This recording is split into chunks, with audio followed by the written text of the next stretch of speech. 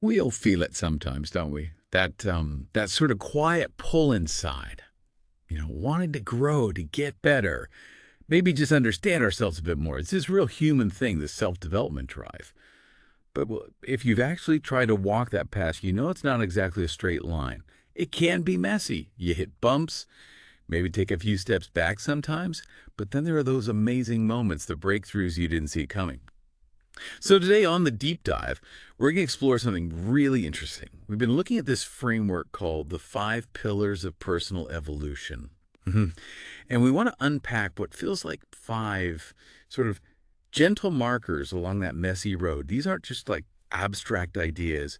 They feel really grounded, real steps to help guide you towards, well, becoming who you're truly meant to be. And hopefully, without all the usual pressure or feeling overwhelmed. Exactly. And I think what's so useful about these pillars is how down to earth they are. It's not about piling on more complicated theories, right? We've all got enough going on. This framework, it just offers a clearer way forward. It kind of distills the really important stuff, cuts through some of the noise, helps you navigate your own growth journey. So yeah, we've pulled out what feel like the core nuggets, the most practical bits to give you that clear path. Okay, brilliant. Let's dive into the first one then, because it really is foundational, even if it sounds simple at first. Awareness. Source makes a big point that this first step isn't actually about doing anything. It's purely about paying attention. You literally can't change something if you don't even realize it's there, right? So it starts with asking some pretty deep questions, actually. Things like, okay, honestly, who am I right now? What are my habits, the good ones, the bad ones? What beliefs do I hold? What fears keep cropping up? What am I actually good at? And yeah, where are my blind spots? It's not just a quick glance. It's like turning on all the lights in a room you thought you knew really well, and suddenly you see all this stuff you'd kind of conveniently ignored before. Yeah. And that step, awareness, it really asks something of us. The source points out that true awareness needs, well, real honesty. And often, surprisingly, it needs some stillness too. You have to slow down to see. And yeah, sometimes looking that closely can be uncomfortable, maybe even a little painful, because seeing yourself clearly often means facing things you've maybe been, avoiding. Think about it, right?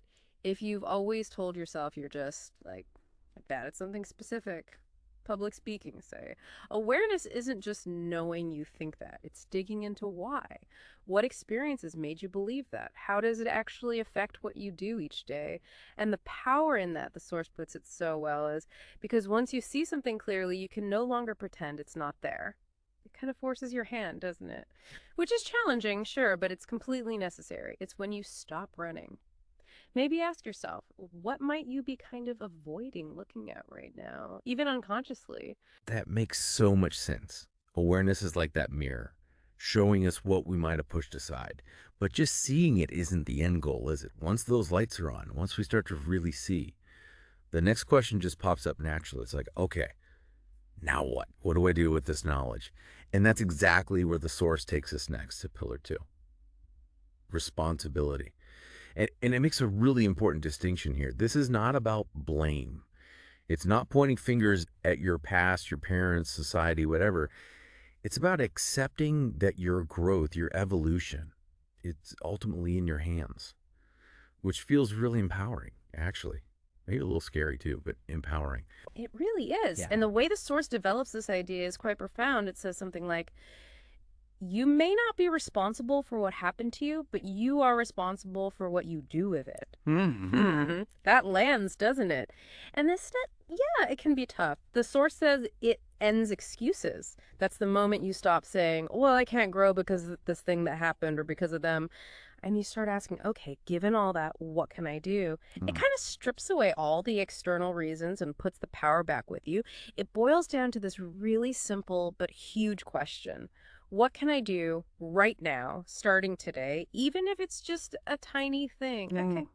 Maybe it's just admitting your part in a disagreement or deciding, you know what, I'll spend 5 minutes tonight thinking about tomorrow instead of just letting it hit me. It's about taking back that agency. Have you ever felt stuck like that? Trapped by circumstances, and then found that just one small choice, one act of taking responsibility somehow opened up a new possibility. Yeah, definitely. That shift is huge. So, okay, you're aware. You've taken responsibility. But then comes a practical bit, right? How do you actually do the work? Because we've all had that feeling, you listen to something inspiring, you feel super motivated, ready to change everything. And then, like, Tuesday morning hits, and that energy is just gone. So this leads us perfectly into pillar 3, discipline. And I love how the source frames this. It's not about punishment or forcing yourself. It's like the consistent engine that keeps you moving when that fickle motivation just isn't there. It says motivation is great when it shows up, but discipline is what carries you when it doesn't. It's that quiet, steady, day in, day out stuff. Often not very glamorous, but it's what actually changes things. Mm-hmm. And connecting that to the bigger picture, lots of us think of discipline as like rigid or restrictive, a cage. But this way of looking at it reframes it completely. It's actually what sets you free. By committing to those small, consistent actions, you stop being a slave to your moods or needing constant external validation. And the source gives such clear, everyday examples of what this discipline looks like. Stuff we might just dismiss as routine. Reading the books, showing up for the workout, writing the page, meditating, apologizing when you mess up, really listening to someone, trying again after failing. It really hammers home. It's not about perfection, it's about consistency. Think about writing a book. It's usually the person who just writes, say, 500 words every single day who finishes it, not the one waiting for a huge burst of inspiration that might never come. And the results, well, they don't happen overnight. The source is clear on that. They come slowly, quietly, steadily. But the amazing thing about that consistent effort is one day you kind of look up, look back, and realize, wow, I'm actually not the same person I used to be. That quiet progress is incredibly powerful. That's such a good point. Consistency over intensity, maybe. Okay, so we're putting in the work, we're being consistent. But how do we know if we're actually heading in the right direction? How do we avoid just, busily going nowhere or climbing the wrong ladder? That brings us nicely to pillar 4, reflection. And the source has this really sharp warning here. It says that without reflection, growth can become performance. Just think about that for a second. Performance. Like without stopping to really process what you're doing and learning, you might just be going through the motions, trying to look good or keep up appearances, instead of genuinely integrating the lessons and evolving. So this pillar is all about why it's so crucial to just pause. Hit the pause button regularly. Right. And what does that pause, that reflection actually look like? It's not just a fleeting thought, is it? The source gets specific. It's just asking yourself some searching questions. Things like, okay, what's actually working for me right now? What's not yielding results? What am I really learning about myself through this process? And again, honesty check, what am I still avoiding looking at? It's not just ticking boxes, it's really diving into the impact of your actions, your discipline. Reflection, the source says clearly, is what turns experience into wisdom. That's the key. It's the process that lets you adjust the path without abandoning the journey. Imagine trying to drive across the country but never once looking at a map or checking your fuel. You'd probably get lost or run out of gas or both. Reflection is like your internal GPS and dashboard. It makes sure your discipline is actually serving your deeper goals, not just keeping you busy. It stops you from, climbing that long ladder faster and faster. That's a great analogy, the internal GPS. Love that. Okay, so we've walked through awareness, seeing clearly, responsibility, owning our path, discipline, doing the work consistently, and reflection, learning and adjusting as we go. These are all incredibly powerful. You can feel the weight of them. But there's one more pillar, the final one.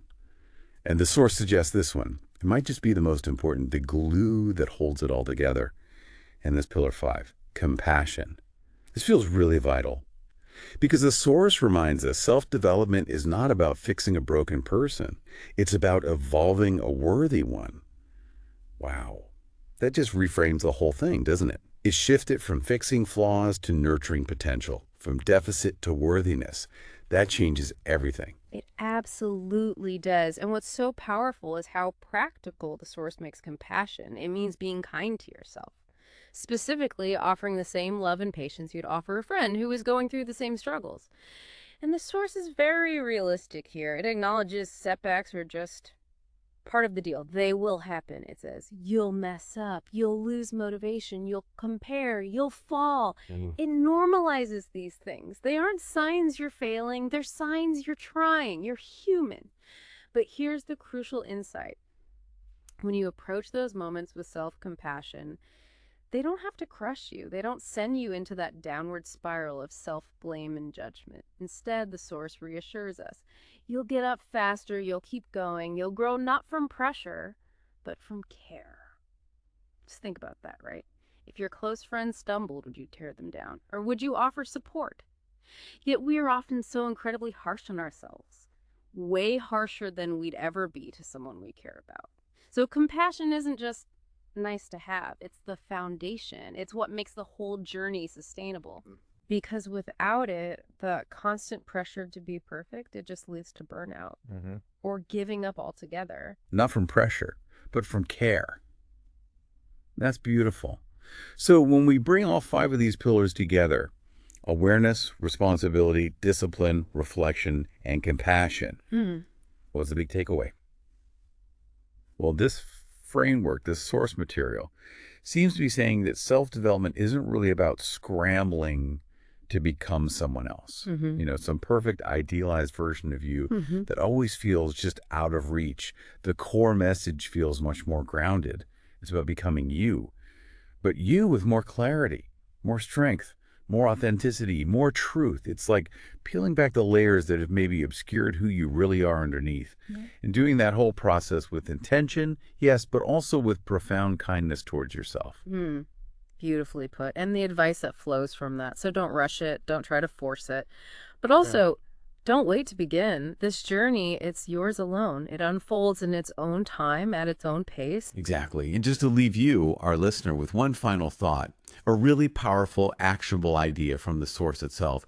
It kind of weaves all 5 pillars into the single affirming call to start right where you are. It says, start with 1 breath of awareness, 1 choice of responsibility, 1 act of discipline, 1 moment of reflection, and 1 quiet voice of compassion that says, I am growing, I am healing, I am enough, even as I evolve, because you are